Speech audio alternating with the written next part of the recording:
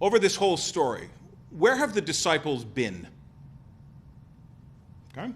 The disciples, go back to the beginning of chapter 4. Okay. He had to pass through Samaria, so he came to a town of Samaria. This is verse 5. He came to a town of Samaria called Sychar, near the field that Jacob had given his son Joseph. Okay. So they're just outside of Sychar, and the disciples have gone in to buy food. Verse 8. His disciples had gone away into the city to buy food. They go into the town, they get their supplies, they come back out. Where does the woman go? Same town. But the woman goes into town, and while she is surrounded by the townsfolk, she proclaims Christ. Still with me? Because we have to detective this out. Now, she just met Christ, right? This is all new to her. She goes into town, come and see, come and meet. The disciples have been traveling with Jesus for a while now, right? They go into the same town. All right, you follow. Who follows them out? Nobody. What didn't they do? So, they go into town, they buy food, our contact is kept to a minimum because we don't deal with these people. Why would I go in and tell the shopkeep, you know what, you should come out to the well, come and meet a man, come and meet Messiah? Where's Philip? I mean, he's in this group.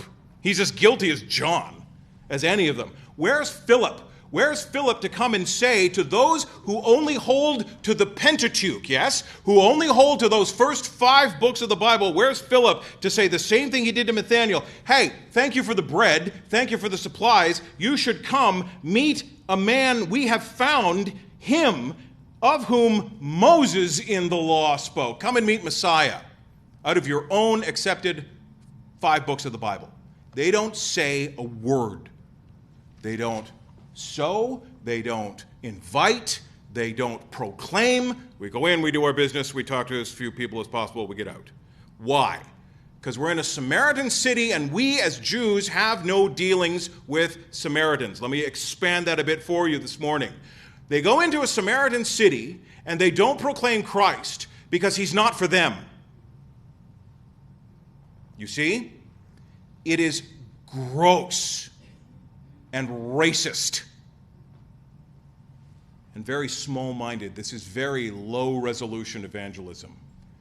If this were a Jewish town, you could see it happening totally differently, yes? The disciples would go in, we'd buy supplies, and while we're in the marketplace buying what we need, come out to the well. We have found Messiah. Philip would be right in there.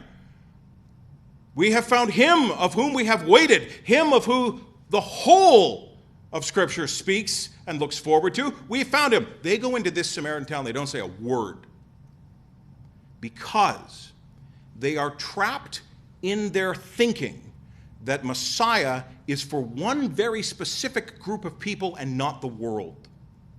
You see? So she goes in and sows.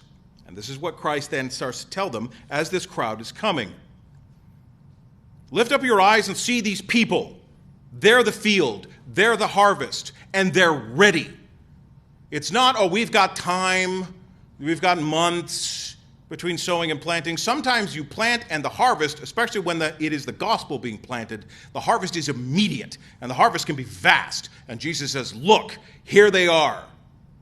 These people on the wrong side of the border, these people that we have vilified through history, they are every bit as much part of the Father's work and will as our Jewish brothers and sisters. And I think that this lesson goes very hard for the disciples, as it should. The kingdom, Jesus will tell Pilate, is not of this world.